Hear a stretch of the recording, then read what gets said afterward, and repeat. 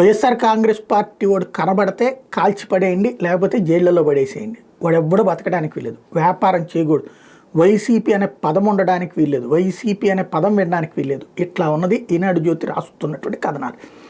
అడ్డదిడ్డంగా వీళ్ళే ఒక ఆరోపణ చేస్తా కథనాలు రాస్తారు. అవన్నీ ఏమీ తేలకపోతే అధికారులను తిడతారు, దర్యాప్తు అధికారులు భయపెడతారు.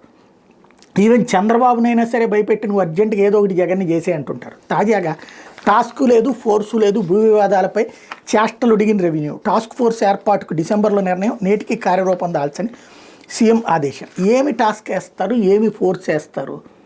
ఇప్పుడు వ్యక్తుల మధ్యన భూ కబ్జాలు జరిగితే అది లీగల్గా సెటిల్మెంట్ చేసుకోవచ్చు. ప్రభుత్వాలకు సంబంధించిన భూ కబ్జా చేయాలంటే ఏం చేసుకొస్తారు? దాంట్లో మనం పత్రికల్లో అయితే రాసేసాం, విశాఖ తినేశారు, లేకపోతే సింహాచలం తినేశారు, విజయనగరం తినేశారని చెప్పేసి. ఆ తింటే కాగితాలు మనమే చూపెట్టగలుగుతాం కదా. కొంటే అది చట్టం కింద నేరం కాదు. అది అమరావతిలోనే హైకోర్టే తీర్పిచ్చింది కదా, కొనుక్కుంటే తప్పేంటని. లేకపోతే అగ్రిగోల్డ్ విషయంలో అప్పుడు చెప్పలేదా నాయకులు, తెలుగుదేశం నాయకులు, అవును కొన్నాం తప్పేంటంటే అని.